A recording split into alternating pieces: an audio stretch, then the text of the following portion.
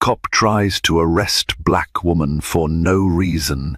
Then she flashes her DOJ badge. You never know when the quietest day can twist into a life-changing storm.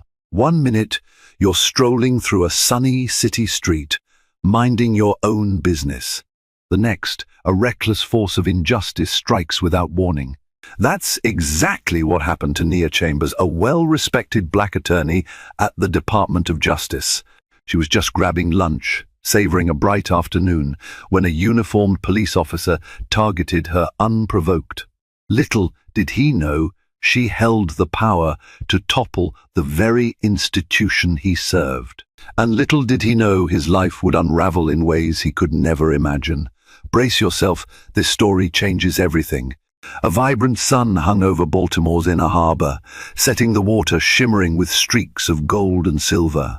Nia Chambers inhaled the humid summer air as she left the Department of Justice's regional office, a routine part of her daily grind. She specialized in civil rights litigation, but on this unusually peaceful morning, the only thing on her mind was grabbing a fresh cup of coffee from a local cafe just down the block. She was confident, well-dressed in a fitted navy blazer and pencil skirt, and wore her hair in a neat bun, a professional profile that still managed to highlight her warm, approachable smile. Underneath that calm demeanor was someone who had fought her way up from modest beginnings on the outskirts of Atlanta. She'd once been just a wide-eyed girl with big dreams of shaping policy, bridging divides, and standing up for the voiceless. Law school at Howard University had sharpened her legal acumen, and a fateful internship at the DOJ in Washington, D.C., launched her onto a track that would see her rising quickly. 28 years old, fiercely dedicated, and carrying the weight of her community's hopes, she was not someone who cowered easily. Her usual route from the DOJ building to the cafe cut across 2 busy streets, and she was used to weaving through traffic lights that never seemed fully synchronized. She often joked it was a metaphor for the justice system, lots of stops, starts, and delays, but you ultimately got where you needed to go if you kept your focus. That morning, she noticed the streets were less crowded than usual, maybe because it was that sweet spot in summer when schools were out and families had left for vacations. Sure, the cars honked and people bustled, but the usual claustrophobia of downtown was conspicuously absent. She rather liked it that way. Yet somewhere in the swirl of normalcy, an unsettling feeling tugged at her intuition. Something felt off. She couldn't pinpoint it exactly, just a vague sense that the tranquil day was a prelude to a storm. As she crossed the last intersection before the cafe, she caught sight of a black and white patrol car parked in a nearby alley. She didn't think much of it, at least not then. If only she had known the turn her life was about to take. The whiff of freshly brewed espresso enveloped Nia the moment she stepped into Harbor Grind, the local coffee spot cherished by lawyers, interns, and office workers alike. She smiled at the barista, a friendly woman named Tasha, who waved her over. "Morning, Nia. The usual?" Tasha asked, already punching it into the register. "You know me too well," Nia replied, fishing out her wallet. She glanced out the floor-to-ceiling windows at the subdued rush outside. The city seemed in a mild lull, still active, but less frantic. It was in that quiet moment she spotted Officer Aaron Dalton stepping out of his patrol car across the street. He was tall, broad-shouldered, and wore sunglasses that reflected the mid-morning glare. Something about the way he moved felt deliberate, like a cat stalking unsuspecting prey. At first, she merely registered him as another officer on the beat. Nothing unusual. But then she noticed how his gaze darted around the sidewalk, settling on various pedestrians before honing in on her, even through the cafe's glass. There was a rigid tension in the line of his jaw, as though he was bracing himself. Instinctively, Nia felt her spine stiffen. Tasha returned with her drink, and Nia forced a bright smile, trying to shake off her uneasy feeling. Carrying her latte, She exited the cafe and started walking back toward the DOJ building. She had a brief scheduled with the U.S. Attorney for the District of Maryland in less than an hour and needed to finalize her talking points. Half a block later, she heard footsteps closing in behind her. She kept her posture neutral, not wanting to appear alarmed, but her heartbeat escalated. Then came the voice, firm, tinged with an unsettling authority. "Excuse me, ma'am. Mind stopping for a moment?" Nia turned around to see Officer Dalton, his expression unreadable behind those tinted lenses. Up close, she noticed the faint lines of stress at the corners of his eyes and a certain tightness around his mouth. "Yes, officer," she replied calmly, tightening her grip on her coffee cup. He looked her up and down, his stare lingering on her tailored blazer and the ID badge from the DOJ building clipped at her waist. She hadn't realized the badge was partially visible. Usually, she kept it discreet until she was actually inside the office, but she must have rushed that morning. "May I ask what you're doing in this area?" Dalton's tone was polite on the surface, but carried a subtle, ominous note. Nia's brow furrowed. "I'm on my way to work. Is there a problem?" He hesitated as though uncertain how to frame his next statement. "We've had some reports of suspicious activity in this neighborhood, and I'd like to ask you a few questions." "Suspicious activity?" She glanced around at the business people, tourists, and joggers, who barely spared them a glance. Nothing seemed out of the ordinary. "Suspicious in what way?" she asked pointedly. His lips thinned. "Could you just answer some questions, please?" A spark of indignation ignited in Nia's chest. This was how it started: vague allegations. An officer fishing for something, anything, to justify an interrogation. She thought of her teenage nephews, her father, and countless others who had faced this kind of profiling. She decided to remain calm, but she also felt the gravity of the moment, that unwavering truth that she would not let this slide. A light breeze ruffled the summer heat, carrying the sound of distant traffic and the tang of diesel fumes. Nia instinctively took a half step back, creating a little more personal space. "Officer," she began, making sure to keep her voice steady, "I'm a federal attorney. I work a block from here. I'd like to know what exactly I'm being questioned about." Dalton lifted his sunglasses, revealing hazel eyes that seemed uneasy but unyielding. "We got a call," he repeated. "We're required to follow up on any suspicious person in the area." His ambiguity rankled her. "And I'm that suspicious person?" She made sure her tone was measured, but inside, her frustration was mounting. She pointed at the steady stream of pedestrians. "Is anyone else under suspicion, or just me?" He hesitated, glancing over at a few bystanders who seemed to be catching on to the tense exchange. Two co-workers in crisp suits paused to watch. A young mother with a stroller slowed her pace, uncertain whether she should keep going. "You're free to walk away, but I'd prefer if you'd comply and answer some simple questions." "It'll only take a moment," Dalton offered, his voice softer now, but still unyielding. Nia's mind flashed back to her law school days, learning about the intricate ways in which seemingly routine stops could spiral. She wondered if he knew that legally, if there was no probable cause or specific reason to suspect her of a crime, she could indeed walk away. But how often did black people, especially black women, end up arrested or in danger for asserting that very right? Her eyes flicked down to his badge, Officer A. Dalton, Baltimore Police Department. She also noticed how his hand hovered near his radio. "All right," she said slowly. "What do you want to know?" His eyes narrowed, as if assessing whether she was cooperating or looking for a fight. "I just want to confirm your identity and what your business is here." The tension in Nia's shoulders relaxed by a fraction. Maybe this was just a run-of-the-mill check, albeit racially tinged. She took out her wallet, ready to show her driver's license. In the periphery, she spotted more onlookers gathering, the reflective glint of someone's phone aimed in their direction. A chill slithered down her spine. She knew how quickly these incidents could escalate. She also knew she had rights, and she wasn't afraid to use them. This was just the beginning, an unfortunate confrontation that could be over in minutes. Or it could spiral into something far, far darker. As Nia reached for her ID, she felt a pang of memory, a flashback to her teenage years in Atlanta, when her dad had the talk with her about how to interact with the police.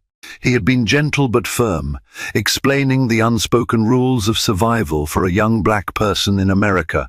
Always keep your hands visible. Speak politely. Never make sudden moves. If possible, record everything. That conversation haunted her still. Now, at 28, standing on a Baltimore sidewalk in broad daylight, she felt the weight of her father's wisdom pressing on her shoulders. She had become a fiercely capable lawyer, determined to fight injustice from within the system. Part of her believed that if enough good people got involved, if enough people devoted themselves to changing the laws and holding power to account, then real progress could happen. Yet, even with a Department of Justice badge practically clipped to her hip, she wasn't immune to suspicion. She was still a black woman, and that alone made her a target in some eyes. She handed Officer Dalton her driver's license, her voice controlled. "Here's my ID as requested. I'm also a DOJ attorney," as I said. Dalton took the license, gave it a quick once-over, then glanced back at her. "Nia Chambers," he read aloud. "Mind telling me your date of birth?" She complied, providing the information calmly. Her sense of unease didn't diminish, if anything it grew. What was he hoping to find? Surely running her name through the system would quickly show that she had no criminal record, no outstanding warrants, and a spotless background. She thought of her mother, who had passed away when Nia was 14. If she could see her daughter now suited up, forging a career at the Department of Justice, she'd be both proud and furious. Proud of the success, furious that even with such accolades, her daughter could still be treated as suspect in her own homeland. Dalton nodded curtly, muttering a barely audible thank you. He seemed to weigh his options, as though some internal dialogue raged inside his head. Seconds stretched into an awkward silence. Bystanders continued to gather in small clumps, and tension rippled through the air like static electricity before a thunderstorm. Then, in a split second, the dynamic changed. Dalton's radio crackled, and another voice, an authoritative one, ordered him to pursue a possible suspect in a red jacket near Harbor Grind. Nia watched his expression shift as he processed that directive, but instead of leaving, he fixed her with an even more intense stare. The fateful moment had arrived. Would he let her go or double down? People are never just one thing, and Officer Aaron Dalton was no exception. Though he exuded stern authority, a storm brewed beneath the surface of that rigid posture. He was a man at war with his own regrets, haunted by personal failures that had brought him to this very sidewalk at this very moment. He'd started out with lofty dreams, a young recruit who believed in the mission of protect and serve, forging a path to do good in his community. But the reality of policing in a major city soon taught him that the lines between right and wrong were often blurred. Over time, the raw tragedies he witnessed, crime scenes, battered victims, unending bureaucracies, wore away at his idealism. Anxiety began to plague him, creeping into his thoughts late at night. He felt the system's cracks more intimately than most, but he also felt pressure to keep it together, hide his doubts, and soldier on. He'd grown up in a blue-collar household in Frederick, Maryland. His father had been a factory worker before an accident took away his ability to work. Financial strain built tension at home. Dalton took small jobs, landscaping, warehouse night shifts to help pay the bills while still attending school.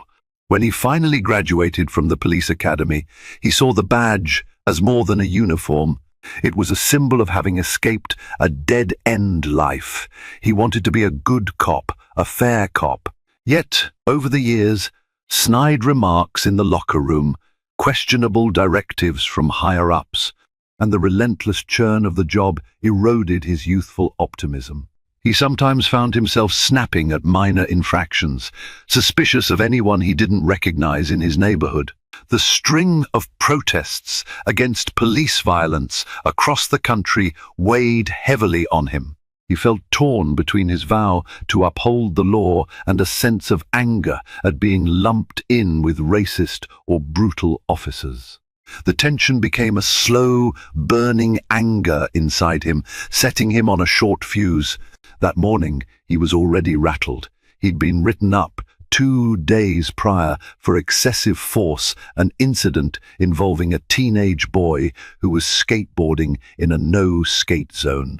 In truth, the complaint was fueled by a combination of factors: the boy's defiance, Dalton's stress over an upcoming departmental review, and the tension in the air following a high-profile police shooting in a neighboring precinct. Public scrutiny was intense. Everyone seemed to have their phones out, ready to document the next officer misstep.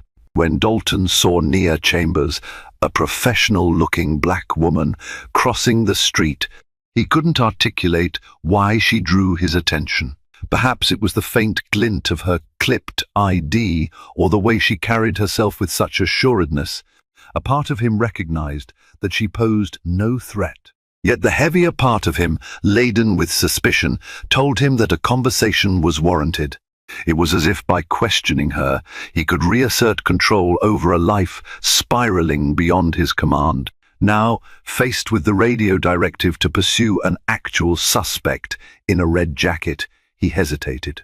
The right thing by the book was to let Nia go and respond to the dispatch. But something stubborn in him insisted on finishing what he'd started. He felt a twisted compulsion to see this encounter through, to prove he wasn't making a mistake. Pride, fear of looking incompetent, and a simmering undercurrent of racial bias, all tangled in a web of uncertainty. Standing before Nia, he saw the reflection of his own moral crossroads. She was calm, poised, and exuded a quiet dignity that only infuriated him further. He couldn't quite pinpoint what threatened him so much. Perhaps it was that she seemed unimpressed by his authority, or maybe her DOJ badge signaled a power that overshadowed his own. In that moment, Officer Dalton made a decision that would forever alter his life. He reached for his cuffs. The shift in Dalton's demeanor was instantaneous. His hand hovered over his utility belt. Nia's eyes flicked to the metallic glint of the handcuffs. Blood pounded in her ears. She had handled countless legal cases on systemic discrimination, but never had she been this close to becoming a statistic herself. "Turn around," Dalton ordered, his voice tight and controlled. Nia's heart hammered, but she kept her expression steady. "Why am I being detained?" she demanded. "Failure to comply with a lawful order," he retorted, his words clipped. "We need to verify your identity and ensure you're not involved in any criminal activity." She felt rage flare in her chest. He already had her license. He knew who she was. Her composure wavered, and she realized that, for Dalton, this might no longer be about procedure. It felt personal. Something in him seemed bent on asserting dominance. "You have my ID, and you have zero basis to arrest me," she objected, fighting to keep her voice level. "I'm an attorney with the DOJ." That last statement caught the attention of the onlookers, now forming a more defined circle at a safe distance. She could see a few phones aimed their way. The familiar refrain of "record everything" echoed silently in her mind. Maybe it was already too late for reason. Maybe this was headed exactly where she feared it would. The bystanders began to murmur, uncertain whether to intervene or remain passive observers. A curly-haired college student stepped forward slightly. "She didn't do anything," he yelled. Another woman in business attire pulled out her phone to call someone, maybe the police department, maybe the local news, maybe a friend. It was unclear. Dalton's face darkened with frustration. "Ma'am, I'm giving you one last chance to comply peacefully. At that moment, Nia weighed her options, resist and risk fueling his sense of threat, or comply and allow herself to be forcibly cuffed despite being innocent of any wrongdoing. She took a deep breath, her eyes darting to the onlookers as a wave of disbelief and anger roiled in her stomach. "I'll comply," she said softly, her voice trembling with a mix of fury and dread. "But you are making a huge mistake." She placed her hands behind her back, more to protect herself than to show submission. Dalton's grip was firm as he pulled her arms together, the cold metal of the cuffs snapping around her wrists. She winced. This was it, the humiliating moment she'd hoped never to experience, especially not as an accomplished attorney, especially not after all her hard work to fight these very injustices. She saw the reflection of the crowd in a store window. They looked on, horrified, some yelling for Dalton to stop, others capturing every second on their phones. And then, suddenly, Nia felt something shift deep within her. She realized she held a crucial piece of power, knowledge of the law, her position, and her unwavering resolve. She had let him cuff her to keep the peace, but she was done playing by his script. Soon, everyone would know who she was and precisely how wrong Officer Dalton had been. The storm had broken, and in its wake, the real drama was only just beginning. As if on cue, a second patrol car arrived, its siren piercing the already charged atmosphere. Out stepped Officer Lisa Morales, her expression tense as she surveyed the scene. She was a younger officer, maybe in her late 20s, with dark hair pulled tightly into a bun. Without a word, she walked briskly over to Dalton, taking in the sight of Nia in handcuffs. "What's going on here?" Morales demanded. She noticed the circle of spectators, the cluster of recording phones, and Nia's professional attire. Something about the scenario screamed potential PR disaster. Dalton gestured vaguely to Nia. "She's refusing to comply. Suspicious person, possible involvement in local disturbances. I was just bringing her in for questioning." Morales scrunched her brow, eyes darting between Dalton and Nia. "Any probable cause? We got a dispatch about a suspect in a red jacket near Harbour Grind." Dalton stiffened. "I'll handle the suspect in a moment, but I needed to secure the scene here first."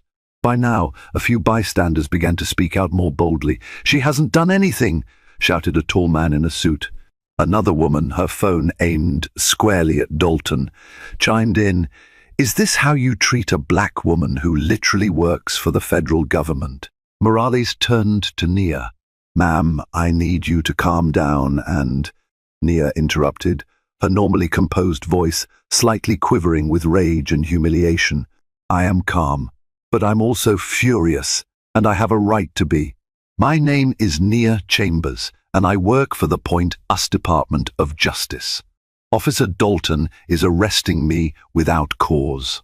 A moment of charged silence followed. Morales' eyes widened, and she looked at Dalton again. "Did you see her credentials?" Dalton pressed his lips together. "She said she was DOJ. She provided an ID, but I couldn't verify it immediately." Morales exhaled sharply, turning to the crowd. "All right, people, we understand your concern. We'll handle it." Then she faced Dalton once more, her voice hushed but urgent. "You need to tread carefully here. This could blow up in our faces." But Dalton merely folded his arms over his chest, his jaw set in defiance. "I have reason to believe she was acting suspiciously, and she refused to comply with a standard procedure. We'll take her in, verify the badge, and if she's legit, we'll release her." Morales glanced at Nia, then at the restless crowd. This was spiraling into a public relations nightmare, but the chain of command was clear. Dalton outranked her by a few years of service, even though they shared the same rank. She couldn't outright disobey unless she believed the order itself was illegal or unethical, yet the lines were already blurred. For the first time, Nia felt a flicker of relief. Someone else was on the scene, someone who might see reason, but it was too late. The escalation had already occurred. The next steps were out of her hands, and every passing second only tightened the knot of fear and resolve in her chest. Events began unfolding like a slow-motion reel. Each second waited with anticipation. A swirl of voices, phone notifications, and startled gasps filled the humid air. Bystanders converged closer, forming a ring that separated the cops from the rest of the street. The tension was palpable, people balanced between wanting to intervene and fearing the consequences of stepping too close. A middle-aged woman in a neat office dress stepped forward, her phone clutched in trembling hands. "I'm recording all of this," she announced. "Officer, you are violating her civil rights." A young man, possibly a college student, added, "This is going live on TikTok. You better believe the world's gonna see this." Officer Morales, sensing the precariousness of the moment, turned to the crowd, palms up in a placating gesture. "Please keep a safe distance," she implored. "We'll resolve this peacefully." Meanwhile, Dalton's face was drained of color, and sweat beaded on his forehead. If he was rattled by the crowd's reaction, he didn't show it beyond a tight-lipped frown. He held onto Nia's arm, guiding her toward the patrol car. She stumbled briefly, the cuffs restricting her balance, and a fresh wave of angry murmurs rippled through the onlookers. Nia's mind raced. Every fiber of her being screamed for her to shout out her legal knowledge, to quote statutes and threaten lawsuits. But she also knew that a black woman, even a DOJ attorney, had to be strategic, or this could become a physical altercation, something she might not walk away from unscathed. Instead, she locked eyes with one of the bystanders, a tall black man in a crisp suit, whose phone was pointed in her direction. "Please don't stop recording," she said, her voice calm and resolute. "Do not stop until this is over." He nodded, silent determination etched on his face. Dalton opened the back door of the squad car and guided Nia inside. She winced as her shoulder grazed the interior. From her limited vantage, she saw Morales in hurried conversation with Dalton, probably urging him to reconsider. Yet, the outcome seemed inevitable. He was taking her to the station. It was a surreal tableau, a black woman in professional attire, a federal attorney no less, being placed under arrest by local law enforcement on a near-empty street in Baltimore. The cameras rolled, capturing every detail: Dalton's terse grip, Morales' worried stance, and Nia's calm but furious expression, a tightness clenched in Nia's chest. She could practically see the social media headlines forming in real time. She wondered how her colleagues at the DOJ would react, how local activists would mobilize, and how her family would feel seeing her in handcuffs. But one thing burned brighter than the shame and shock: the unwavering conviction that she had the law and justice on her side. And the moment she had her chance, she intended to prove it in a way that neither Officer Dalton nor anyone watching would forget. She didn't have to wait long for that chance. Only a minute into the drive to the station, Nia felt the momentum shift. Officer Morales had joined Dalton in the cruiser, evidently to de-escalate or at least witness the proceedings. She sat in the front passenger seat, repeatedly glancing back at Nia through the metal divider. "Why don't you let me see that badge?" she was talking about. Morales finally said, her voice cutting through the tense silence. Dalton gave her a side-eye glare. "We'll handle it at the station," Morales persisted. "Aaron, if she's really DOJ, we need to confirm that before we go any further. We can't just bring a federal attorney in without verifying credentials. It's going to be a nightmare." Dalton hesitated, jaw clenched. The simmering anger in his eyes suggested he knew Morales was right, but didn't want to concede. Finally, he flicked on the interior light and turned to look back at Nia. "All right, Miss Chambers, You said you had a DOJ badge, he said, forcing a tight-lipped politeness. Let's see it. Nia narrowed her eyes. Her wrists were still cuffed behind her back. I can't reach for anything while I'm cuffed, she reminded him. She didn't bother to hide the sarcasm. Morales turned, awkwardly maneuvering over the car seat to search for the badge on Nia's person. Her tone was apologetic. I'm just going to check your blazer pocket, okay? Nia nodded, a swirl of indignation flooding her senses as she felt Morales pat her blazer, eventually finding the slim leather holder that contained her Department of Justice identification. The younger officer flipped it open and squinted. Aaron, Morales said carefully, this is real. Her ID's from the Civil Rights Division in D.C., and this is an official Department of Justice badge.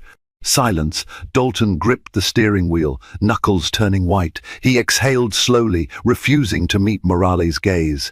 Nia saw a flicker of regret, or perhaps fear, cross his face. Miss Chambers, Morales continued, her voice calmer now. I'm sorry for the inconvenience. Let's just talk this through. Nia's pulse pounded. It was a moment of vindication, but also intense anger. She let the weight of her next words sink in. Inconvenience. Officer, you're complicit in an unlawful arrest. You've cuffed and detained a federal attorney with absolutely no probable cause. This goes beyond an inconvenience. You understand that, don't you? Morales swallowed hard, nodding. I do. Let's rectify this. She leaned over, whispering something to Dalton. Whatever she said, it appeared to have little effect on him. He stared straight ahead, lips pressed tight. But finally, he pulled the squad car to the side of the road in a quieter section near City Hall. They parked. The city's grand municipal building towered in the background, almost a metaphor for the law itself, overshadowing them. Dalton turned off the engine, and Morales quickly stepped out to open the back door. She helped Nia out of the car and motioned for Dalton to step aside. He emerged slowly, the keys to the cuffs dangling in his hand. For a moment, he just looked at Nia, conflict and stubborn pride wrestling behind his eyes. Then, almost reluctantly, he unlocked her cuffs. Nia massaged her wrists, noting the red marks. She wanted to unleash her fury. How dare he treat her this way? She could sue, press formal charges, and ensure a thorough internal affairs investigation. But she also felt a wave of professional composure wash over her. She wasn't going to be reduced to primal anger. She was more than that, and so were the laws she was sworn to uphold. Officer Dalton, she said, voice measured, I'll be filing a complaint with Baltimore PD, Internal Affairs. I'm also obligated to inform my DOJ supervisors about this incident. She held up her badge. Remember, we investigate cases of police misconduct and civil rights violations. You just made this incredibly easy for me. Dalton opened his mouth to speak, but said nothing. His silence spoke volumes. Morales stood nearby, a mixture of relief and embarrassment coloring her features. Ma'am, I understand you have every right to do that. But please, can we at least— Nia cut her off. I'll do what I must, officer. The first suggest you consult your department's legal counsel. She stepped back onto the sidewalk, ignoring the curious stares of a few late-working city employees wandering by. The ball was now in her court. The moment she'd flashed that badge, that unimpeachable symbol of federal authority, had irrevocably shifted the power dynamic. And deep down, she knew that Officer Dalton's world was about to implode in ways he couldn't yet fathom. In the days that followed, the incident ignited a firestorm, both online and off. Videos of Nia's arrest, captured by multiple bystanders, circulated rapidly on social media. The footage highlighted the stark reality of a black DOJ attorney being handcuffed on a public street without cause. Within 24 hours, Hashtag Nia Chambers and hashtag Baltimore PDM misconduct began trending on Twitter, prompting a whirlwind of public outrage. Local news outlets picked up the story, airing clips that showed Nia calmly explaining her DOJ credentials while Dalton proceeded to cuff her. The commentary was swift and unyielding. Even national networks like CNN and MSNBC began to weigh in, fueling a broader debate about racial profiling and law enforcement accountability. More than once, the name Officer Aaron Dalton was mentioned in conjunction with calls for reform and disciplinary action. Inside the Department of Justice, Nia's colleagues responded with a mix of shock and support. Many were outraged, some humiliated that one of their own had been subjected to such treatment. Federal attorneys who had worked on civil rights cases for years found themselves grappling with a jarring reminder of the biases still deeply embedded in the justice system. Emails circulated urging staff to attend a special meeting on police accountability and next steps hosted at the DOJ's main office in Washington, D.C. Meanwhile, the Baltimore Police Department's Internal Affairs Division wasted no time launching an investigation. Under the relentless glare of media scrutiny, they had little choice. They interviewed witnesses, reviewed body cam footage, though Dalton's camera apparently malfunctioned during the arrest, and pored over social media videos. Officer Morales, who had eventually intervened, became a key witness, describing how she discovered Nia's official badge and tried to de-escalate the situation. Officer Aaron Dalton found himself at the center of a media maelstrom. He was placed on administrative leave within 48 hours, pending the outcome of the investigation. As public outcry grew, city officials, including the mayor of Baltimore, issued careful statements. Most were along the lines of, "We take these allegations seriously and are committed to a fair, transparent investigation." But the undercurrent was clear. Dalton had to answer for what he'd done. For Nia, the personal and professional fallout was equally consuming. She received an outpouring of support flowers, emails, and social media messages from people across the country praising her courage. But she also faced the inevitable vitriol that surfaces whenever someone in a position of power challenges the status quo. Anonymous threats, hateful comments, and racial slurs found their way into her inbox. She tried to focus on the positive, reminding herself that her ordeal could spark real change.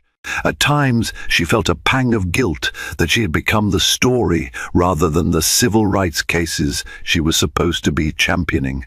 But a conversation with her supervisor put that in perspective. Nia, he said softly, "You embody the work we do. You have a right to stand up for yourself, and in doing so, you stand up for every person who's been profiled and harassed. This is bigger than you, bigger than all of us." She nodded, heart heavy with the knowledge that her personal fight had become a public symbol. She resolved to see this through, no matter how messy or complicated it got. 1 week after the incident, Nia found herself in a fluorescent lit conference room in the Baltimore PD's Internal Affairs Division. 2 investigators, Lieutenant Sarah Weathers and Sergeant Christopher Park, sat across from her, notebooks at the ready. Weathers, an older woman with grey-streaked hair, offered a polite nod while Park maintained a neutral expression. "Miss Chambers," Weathers began, "we appreciate your willingness to come in. We know this has been stressful for you, but we want to ensure we get all the details right." Nia clasped her hands on the table. Despite her composed exterior, she felt an undercurrent of tension. She'd testified in many cases, but this was the first time she was the plaintiff, the complainant, the wronged party. "I'm here to answer any questions you have," she said calmly. She recounted the entire incident, her morning walk to the cafe, Officer Dalton's initial approach, the escalating confrontation, and how she was ultimately handcuffed without cause. When she spoke about the moment Morales found her DOJ badge, she sensed Weathers shift uncomfortably in her seat. Park asked a few clarifying questions. Had Dalton explicitly stated a reason for detaining her? Had she resisted physically at any point? Did he mention reading her Miranda rights? The more questions they asked, the clearer it became that Dalton had acted with a glaring absence of proper procedure. After Nia finished, Weathers nodded solemnly. "Thank you, Miss Chambers. We also have witness statements and video evidence that largely corroborate your account." She glanced at Park, who gave a grim nod. Nia knew what that nod meant. They had enough evidence to demonstrate misconduct. Whether it rose to the level of termination or criminal charges was another question, but at minimum, Dalton's actions were indefensible. Weathers offered a final remark. "We can't comment on potential disciplinary measures yet, but please know that we're conducting this investigation thoroughly. The Chief of Police has made it clear this must be handled by the book." Nia rose from her seat, feeling a mix of relief and lingering frustration.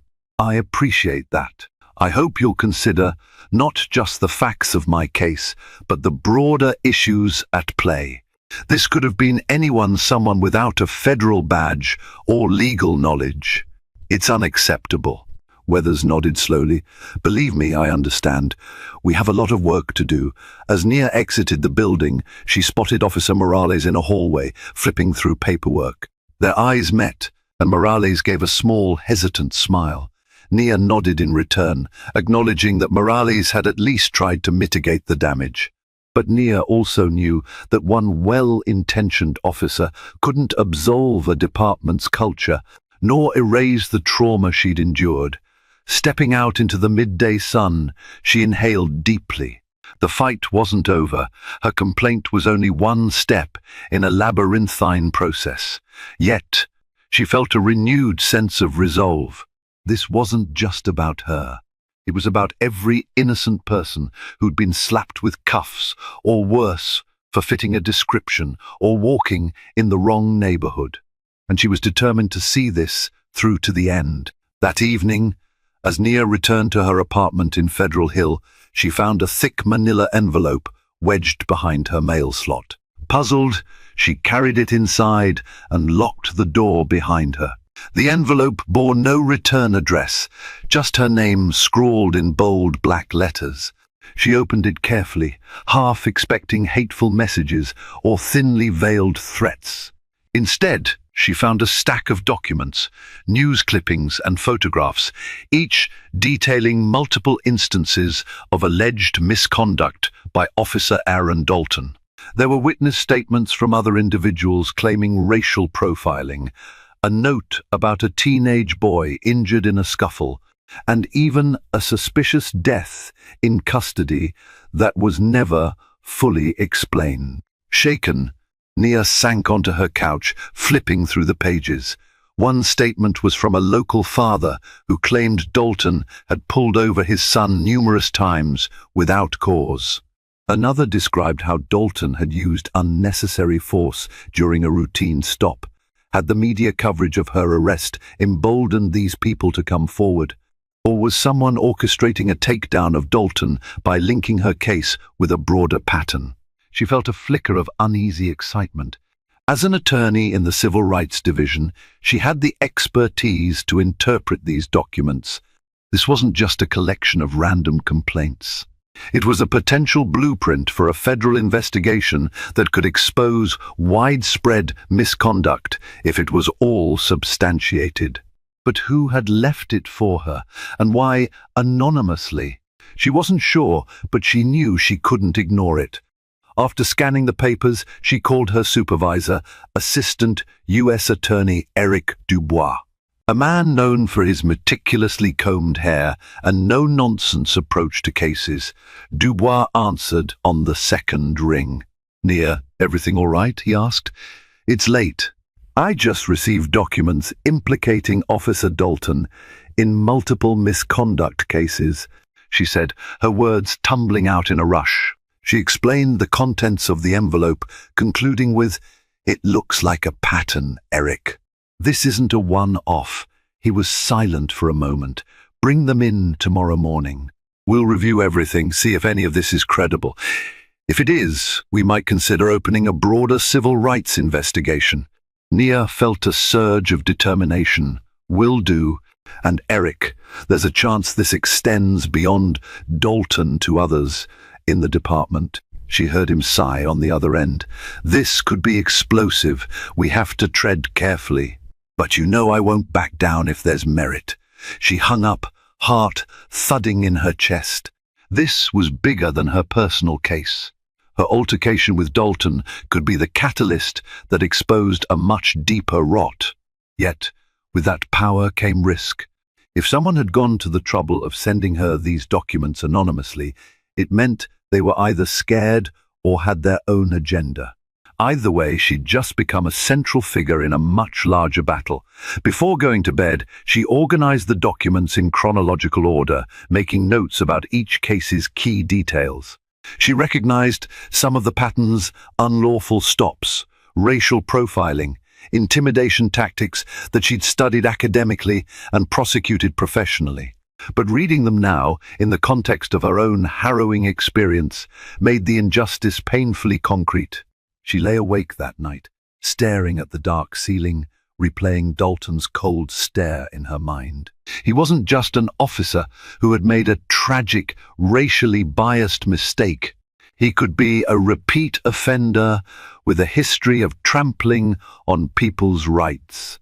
And if so, her job was clear. She had to bring the full weight of federal oversight upon him and, potentially, an entire web of complicit actors. The process moved quickly after the envelope's revelations. Within 2 weeks, the Department of Justice announced it was launching a formal civil rights investigation into Officer Aaron Dalton and the Baltimore Police Department, focusing on allegations of repeated misconduct, racial profiling, and excessive force. The local media exploded with updates, each day bringing new stories of individuals who stepped forward with their own accounts of unjust treatment. Under normal circumstances, investigating a single officer might not expand into a departmental probe so swiftly. But the combination of incontrovertible video evidence of Nia's arrest, her role as a DOJ attorney, and the anonymous documents pointing to Dalton's long-standing pattern of abuse put immense pressure on city officials. The mayor had no choice but to cooperate fully, lest the city face yet another wave of protests and lawsuits. Faced with the investigation, Officer Dalton's life took a sharp, downward spiral. Initially placed on administrative leave, he was soon suspended without pay as more evidence stacked up against him. He found himself scrutinized in the media to an almost unbearable degree. Local and national reporters dug into his past, unearthing old high school acquaintances, prior complaints, and even personal financial troubles. It didn't stop there. One of the families he had allegedly harassed filed a civil lawsuit against him. Their press conference was televised, showing a tearful mother describing how Dalton had manhandled her teenage son for skateboarding near a public library. Another complaint from 2 years ago involved a Hispanic man who claimed Dalton had detained him without cause and hurled ethnic slurs. The deeper the investigation delved, the more a pattern of racially motivated harassment emerged.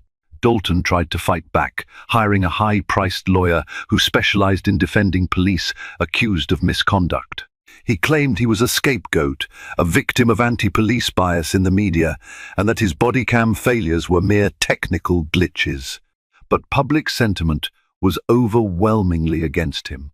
Even inside the police department, some colleagues distanced themselves, not wanting to go down with a sinking ship. The real blow came when federal prosecutors indicted Dalton on charges of violating civil rights under color of law. If convicted, he could face years in federal prison. The man who once saw his badge as a way out of a dead-end life was now on the verge of losing everything: his career, his freedom, and any shred of dignity he had left. For Nia, watching the fallout was simultaneously vindicating and heart-wrenching. She had no sympathy for Dalton's abusive actions, but she understood too well how a system rife with flawed training, systemic biases, and poor oversight could warp an officer's perspective. Yet Dalton had made his choices that harmed many. This was, in many ways, the system finally demanding its debt. Still, Nia remained focused on the bigger picture. The investigation might end Dalton's career, but it also exposed deeper fissures in the Baltimore PD. She resolved to work diligently with her DOJ colleagues to enact reforms, monitor departmental changes, and ensure that the next generation of officers would be better trained and more accountable. Karma had indeed struck Dalton, but a larger reckoning was taking place, one that, if handled properly, could lead to real lasting change for the community he had sworn to serve. 3 months after the Department of Justice announced its investigation, Nia walked the familiar path to the DOJ's Baltimore office. She'd taken on a leadership role in crafting the reforms recommended for the Baltimore Police Department, working closely with local officials to restructure training and oversight policies. Weekly community forums were held, inviting members of the public to share their experiences and suggestions. It was an unprecedented level of collaboration, spurred by the public outrage and the subsequent official action. Nia's days were a blur of meetings, legal research, and strategy sessions, but she found it invigorating. Every page of policy she drafted, every recommendation she helped refine, felt like a step toward a more equitable system. She wanted to ensure that no one else would have to endure what she had, being handcuffed on a sidewalk just for existing as a person of color. Meanwhile, the city itself was in the throes of transformation. Press conferences were held almost weekly as the mayor and the new police chief, a reform-minded official named Adele Carver, outlined steps to rebuild trust. New training programs focusing on de-escalation, implicit bias, and community engagement were launched. Body cams became mandatory, with strict penalties for malfunctioning devices. Civilian oversight committees gained broader powers to investigate misconduct and recommend disciplinary actions. In a twist no one could have predicted, Officer Lisa Morales volunteered to be one of the first to undergo the new rigorous training regimen. She publicly expressed regret for not doing more to stop Dalton sooner, stating, "I want to serve my city honorably. I can't do that if I don't confront the systemic biases and blind spots in law enforcement." Her candor resonated with the public, and she became an unlikely ambassador for departmental reform. As for Dalton, his trial date approached swiftly. Rumors circulated that he might seek a plea deal, possibly testifying against higher-ups who had overlooked or even encouraged his misconduct. The city buzzed with speculation. Could Dalton's revelations bring down more officers? Could it expose a deeper corruption network within the department? The tension was palpable, a collective holding of breath. Nia watched it all with a tempered optimism. If Dalton's testimony could dismantle a rotten foundation, perhaps it was one more step toward a fairer future. But she also knew that change wouldn't happen overnight. Institutions resisted upheaval, and those who benefited from the status quo often fought ferociously to maintain it. One evening, after a long day reviewing policy drafts, Nia stopped by a local church that was hosting a community dialogue session. She took a seat near the back, intending to observe quietly. Speaker after speaker took the mic, sharing stories of police interactions, some horrifying, some hopeful. When it was nearly over, a teenage girl in a denim jacket approached the stage. Her voice quivered as she said, "I just want to thank Miss Chambers, who I see sitting in the audience. Because of her, I'm not afraid to walk down the street anymore." Nia blinked back tears. She hadn't realized how personally her ordeal and her fight for justice had impacted people. Maybe that was the real reason she became an attorney, to make life better for others, to be the spark that ignited change. Hearing this young girl's gratitude made every challenge, every late night at the office, and every media storm worth it. And as the applause swelled, Nia felt a swell of warmth in her chest. She stood and smiled, offering a small wave, silently acknowledging that the fight for justice was far from over, but it was definitely worth fighting. And there you have it. An ordinary day turned into a frontline battle against injustice.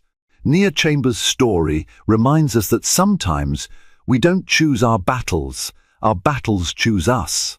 Her courage in the face of blatant racial profiling sparked a wave of reform, shining a spotlight on abuses that might otherwise have stayed hidden. But this fight isn't just hers. It belongs to every person who believes in a fair and just society. Thank you for tuning in and following this powerful journey.